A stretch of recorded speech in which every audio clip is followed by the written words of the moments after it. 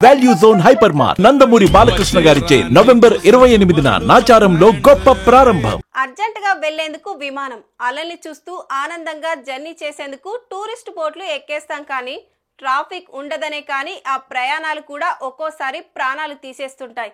ఎంచక్క ఎర్ర సముద్రంలో షికార్లు కొట్టేందుకు బయలుదేరిన ప్రయాణికులు మృత్యువుకు అడుగు దూరానికి వెళ్లిపోయారు. 18 మంది సముద్రంలో గల్లంతయ్యారు. ఇంతకీ ఆ ప్రమాదం ఎందుకు జరిగింది?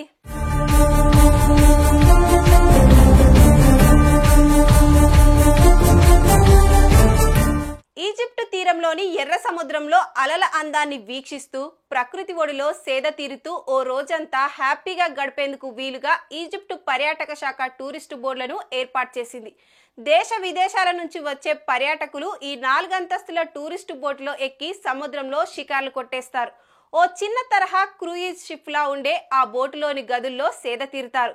ఎప్పటిలాగే సీ స్టోరీ అనే ఓ boat America, Germany, Britain, Poland, Belgium, Finland తో పాటు పలు దేశాల నుంచి వచ్చిన 31 మంది పర్యాటకులను తీసుకొని సముద్రంలోకి కదిలింది.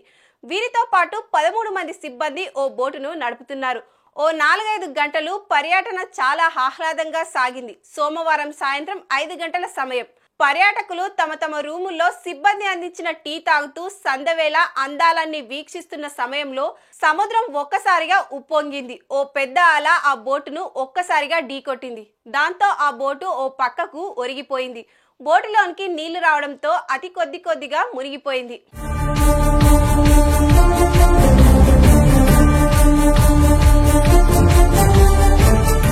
ప్రమాదం గురించి బోటులో ఉండే సిబ్బంది వెంటనే తీరంలో ఉండే సెక్యూరిటీకి తెలియజేశారు. క్షణాల్లో రెస్క్యూ టీంలు సముద్రంలోకి దూసుకెళ్లాయి. మునిగిపోతున్న పడవలో నుంచి 28 మందిని రక్షించాయి. అయితే అదే బోటులో ఉన్న ఓ 18 మంది పర్యాటకులు, పడవ సిబ్బంది మాత్రం గల్లంతైపోయారు. వారిని రక్షించేందుకు రెస్క్యూ టీంలు పూర్తి స్థాయిలో రంగంలోకి దిగారు. రక్షించిన వారిలో చాలా మందికి ఓ మోస్తారు నుంచి తీవ్రమైన గాయాలయ్యాయి.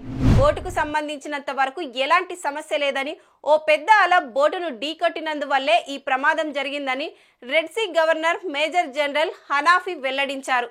సుమన్ టీవీలో మీ పర్సనల్ అండ్ బిజినెస్ ప్రమోషన్స్ కోసం కింది నెంబర్కి కాంటాక్ట్ చేయండి.